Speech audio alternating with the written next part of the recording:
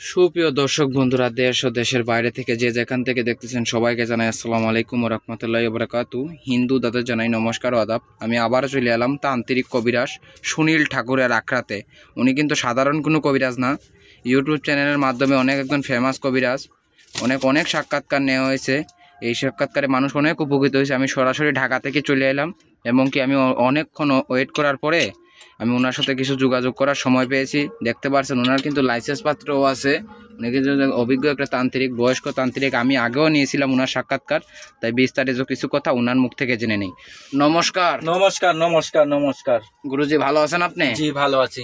এই যে আমি দেখতেছি অনেক জিনিসপত্র, কিতাব আতাব নিয়ে বসে আছেন, অনেক জাদু টুনা নিয়ে বসে আছেন।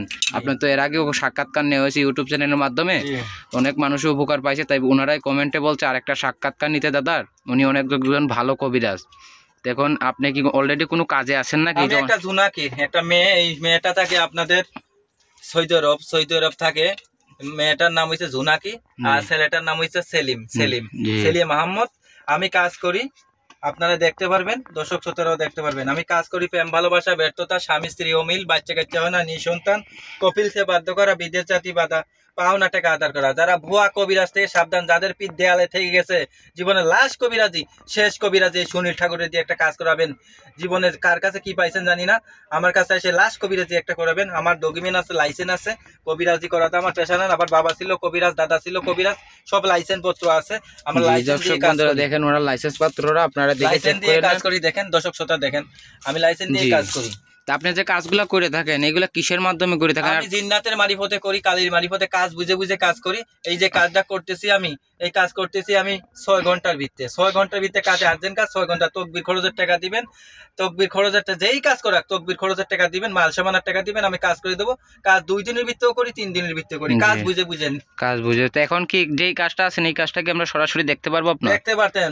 এই ঝুনাকি কাজ করে দেবো। মেয়েটা থাকে সৌদি আরব, কবুতরের গলায় তাবিজ বাইন্ধে ছাইড়ে দেবো। কবুতর দেশ বিদেশ যাবে, ওই মেয়ে সেলিমের পথে বাধ্য হয়ে যাবে সারা জীবনের জন্য। তাহলে এখন একটু আপনি একটু কাজটা শুরু করেন, দর্শক বন্ধুরা সাথে থেকে দেখেন। আপনি ভয় পাবেন না। আচ্ছা ঠিক আছে। আমি এইগুলো বান্দা আছে, এই আমার আসন ঘর বান্দা আছে, আপনার কোনো ক্ষতি হবে না। আমি কবুতরের গলায় তাবিজ বাইন্ধে ছাইড়ে দেবো। এই তাবিজ দা এই ঝুনাকির নামের প্রতি চালান ছাইড়ে দিলাম। ঝুনাকি বাধ্য হয়ে যা সেলিমের প্রতি। ধুম নম নম শান্তি, মা কালী লক্ষ্য কালী দেবতা কালী সুতন কালী কালী কালী কালী নম নম শান্তি, ধুম নম নম শান্তি, মা কালী লক্ষ্য কালী দেবতা কালী সুতন কালী কালী কালী কালী। উনি কিন্তু হাজির করতেছে। ধুম নম নম শান্তি।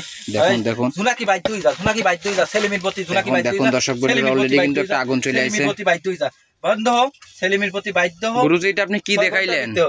এটা আমি জিন্নাতের মারিফতে কাজ করছি। সেলিমের প্রতি ঝুনাকিরে বাধ্য করে দিয়েছি, কবুতরের গলায় তাবিজ ছাড়ছি।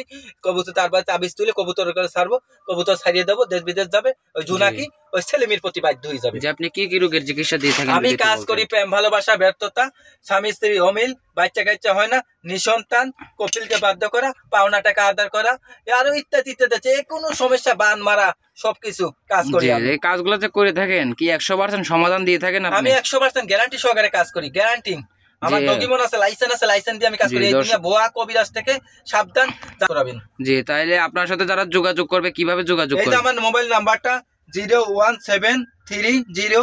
আপনার নাম্বারটা একটু বলে দেন আমাদেরকে। এই যে নাম্বারটা স্ক্রিনে যে নাম্বারটা আছে, দর্শক বন্ধুরা, ওনার নাম্বারটা হচ্ছে 01301376770। আমি আবারও বলে দিতেছি 01301376770। এই নাম্বারে ইমো হোয়াটসঅ্যাপ আছে। বাইরের কোনো নাম্বারে ফোন দিবেন না। যারা সরাসরি আসতে চান কোন জায়গাতে আসবেন? রাধানগর গোয়াইনঘাট।